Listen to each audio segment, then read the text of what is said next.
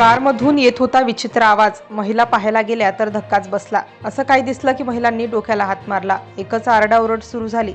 नेमकं कारच्या आत काय सुरू होतं? रस्त्याच्या कडेला उभी असलेली ती चारचाकी कार बराच वेळ हलत होती.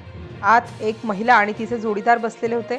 दोघेही काहीतरी बोलत होते किंवा काहीतरी यांच्यामध्ये सुरू होतं. त्यामुळे बाहेरून पाहणाऱ्यांना कोणताही संशय आला नाही. पण अचानक कारच्या पुढच्या भागातून एक विचित्र आवाज ऐकू येऊ लागला. सुरुवातीला दोघांनीही त्याकडे फारसं लक्ष दिलं नाही. मात्र काही सेकंदांनी तो आवाज पुन्हा आला. खूप विचित्र असा आवाज तो वाटत होता. यावेळी तो आधीपेक्षा अधिक स्पष्ट होता. दोघांनी एकमेकांकडे पाहिलं. इंजिनमध्ये काही बिघाड झाला असेल का असा पहिला विचार त्यांच्या मनात आला, कारण आवाज नेमका इंजिनच्या दिशेने येत असल्याचं त्यांना जाणवत होतं.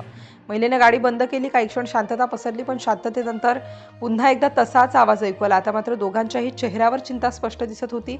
जर इंजिनमध्ये मोठा बिघाड झाला असेल तर पुढचा प्रवास धोकादायक ठरू शकतो अशी भीती त्यांना वाटू लागली.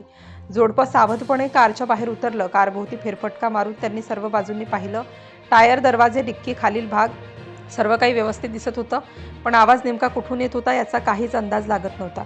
आता त्यांनी कारचं बोनट उघडण्याचा निर्णय घेतला, पण बोनट उघडण्याआधीही दोघे काही क्षण थांबले, कारण आत नेमकं काय असेल याची त्यांना अजिबात कल्पना नव्हती. तरीही धाडस करून त्यांनी बोनट उघडलं. बोनट उघडल्यावर सुरुवातीला त्यांना काहीच दिसलं नाही. इंजिन नेहमीप्रमाणेच दिसत होतं. कुठे धूर नव्हता, कुठे गळती नव्हती. त्यामुळे क्षणभर दोघांनाही वाटलं की कदाचित आवाज थांबला असावा, पण त्यांनी पुन्हा नीट पाहायला सुरुवात केली. इंजिनच्या एका कोपऱ्यात काहीतरी हल्ल्यासारखं दिसलं. आधी त्यांना वाटलं एखादा वायर हल्ला असेल, पण काही क्षणांनी ते पुन्हा हललं. आता दोघांच्याही हृदयाची धडधड वाढली. महिलेने आणखी जवळ जाऊन पाहण्याचा प्रयत्न केला. तेवढ्यात आतून पुन्हा हलकासा आवाज आला. आता ती घाबरून मागे सरकली. तिच्या जोडीदारालाही काहीतरी वेगळंच असल्याचा संशय आला. आजूबाजूला उभे असलेले काही लोकही आता जवळ आले. सगळ्यांना उत्सुकता लागली होती. इंजिनमध्ये नेमकं काय घडलं याची चर्चा सुरू झाली. मात्र कोणीही हात घालण्याची हिंमत करत नव्हतं. काही जणांनी उंदीर असावा असा अंदाज व्यक्त केला, तर काहींनी पक्षी अडकला असेल असं म्हटलं, पण आवाज ऐकूनही निश्चित काही सांगणं शक्य नव्हतं. प्रत्येक मिनिटागणिक उत्सुकता वाढत होती. महिलेने टॉर्चचा प्रकाश इंजिनमध्ये टाकला, पण आत अनेक भाग असल्याने स्पष्ट काही दिसत नव्हतं. मात्र एका जागी पुन्हा हालचाल झाल्याचं तिच्या लक्षात आलं. आता ती पूर्णपणे घाबरली. जोडप्याने स्वतः काहीही करण्याचा धोका न पत्करता मदत मागवण्याचा निर्णय घेतला, कारण जर आत एखादा धोकादायक प्राणी असेल तर त्याला हात लावणं जीवावरही बेतू शकत होतं. काही वेळातच सर्पमित्र घटनास्थळी पोहोचला. त्याने आधी शांतपणे संपूर्ण परिस्थिती पाहिली. इंजिनच्या प्रत्येक भागाकडे बारकाईने लक्ष दिलं. उपस्थित लोक विश्वास रोखून त्याच्याकडे पाहत होते. सर्पमित्राने काही मिनिटे निरीक्षण केल्यानंतर एका विशिष्ट जागेकडे बोट दाखवलं. त्याच्या चेहऱ्यावरून त्याला काहीतरी गंभीर असल्याचं स्पष्ट होत होतं, पण त्याने कोणालाही घाबरू नका असं सांगितलं. यानंतर त्याने आवश्यक साधनांची मदत घेतली. अत्यंत सावधपणे इंजिनच्या आतील भागात हात पोहोचवला. प्रत्येक हालचाल तो अतिशय काळजीपूर्वक करत होता, कारण आत काय आहे हे त्याला स्पष्ट झालं होतं. उपस्थित लोकांमध्ये पूर्ण शांतता पसरली होती. प्रत्येकाची नजर इंजिनवर खिळली होती. काही क्षणांनी पुन्हा आतून हालचाल झाली आणि अनेकांच्या अंगावर अक्षरशः काटा आला. सर्पमित्राने हळूहळू त्या प्राण्याला बाहेर ओढण्यास सुरुवात केली. आधी फक्त त्याचा एक छोटासा भाग दिसला, पण जसा तो बाहेर येऊ लागला तसतसे उपस्थित लोक मागे सरकू लागले.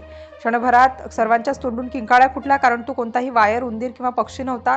एक लांब लचक सर्प इंजिनमध्ये लपून बसला होता.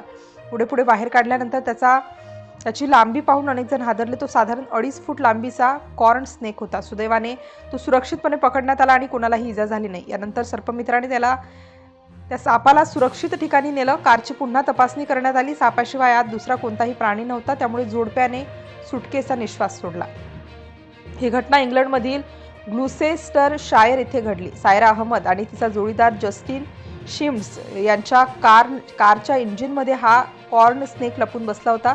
सुरुवातीला त्यांना इंजिनमध्ये बिघाड झाल्याचा संशय आला होता. सर्पमित्रांनी सुरक्षितपणे साप बाहेर काढल्यानंतर या घटनेचे फोटो सोशल मीडियावर शेअर करण्यात आले. त्यानंतर ही घटना मोठ्या प्रमाणात व्हायरल झाली आणि अनेकांनी अशा प्रसंगी स्वतः हात न घालता तज्ज्ञांची मदत घ्यावी असा सल्लाही दिला.